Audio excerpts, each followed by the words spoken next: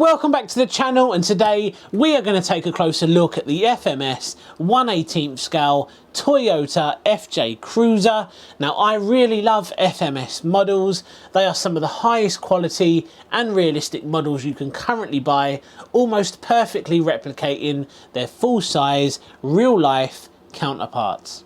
So let's not waste any more time, let's get this open, we'll find out what we get in the box, we'll then head out and give it a run. I'm very excited to get this one out because it really does look great, so let's begin.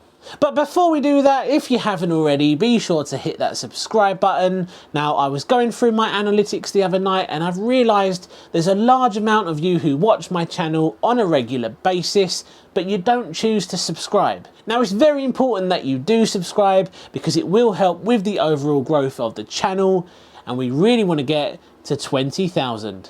So let's take a look at what we get in the box with the FMS FJ Cruiser. Now, we'll start with the batteries. This is the 2 battery version.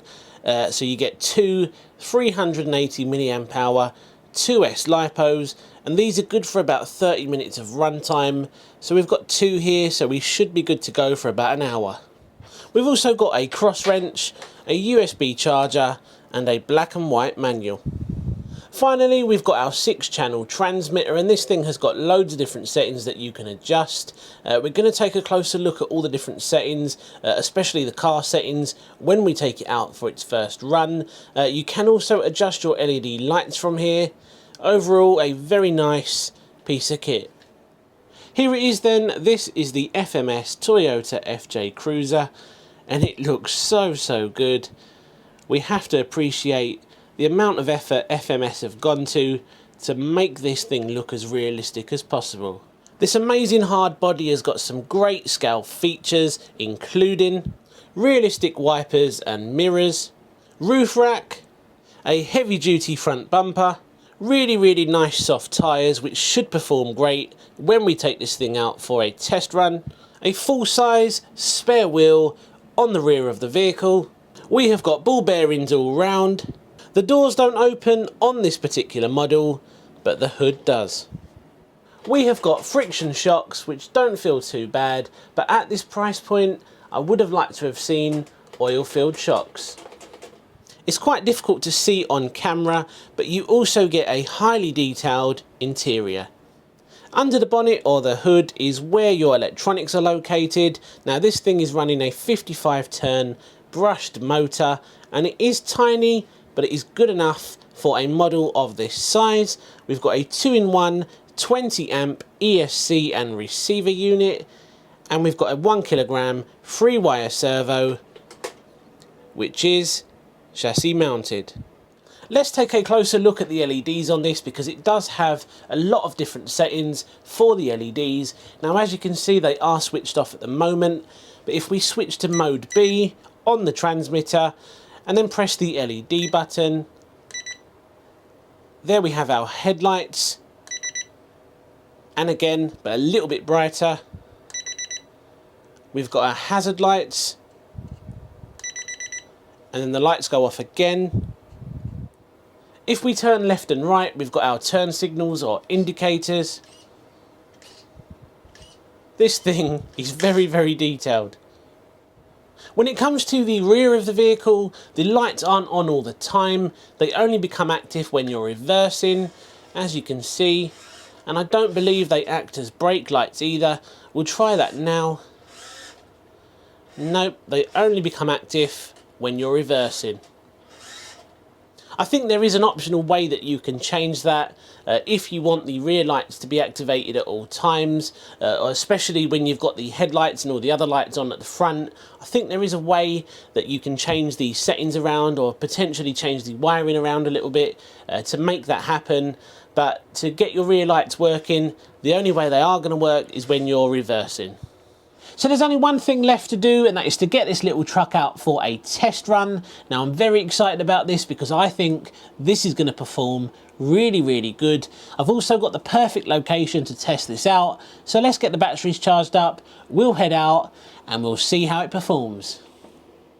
Right then, so I have come to my local forest. This is where we're going to test out the FMS Toyota FJ Cruiser. This thing looks fantastic. It's definitely going to be at home in this environment, so let's give it a run.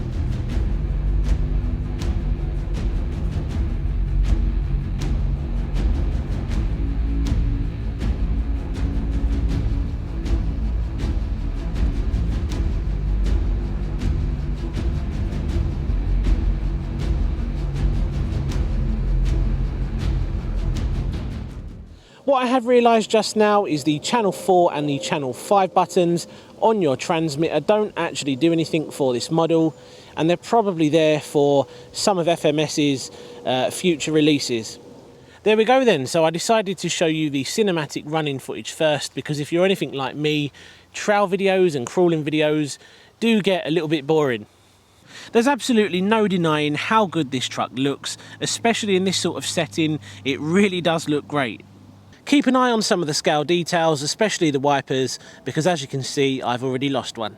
I was driving this thing around on the ground absolutely fine without any issue whatsoever.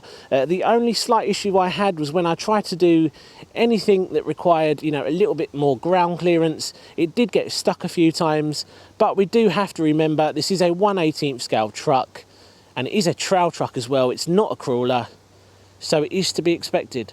If you're looking for something to go over rocks and tricky terrain, I don't think this is going to be the truck for you.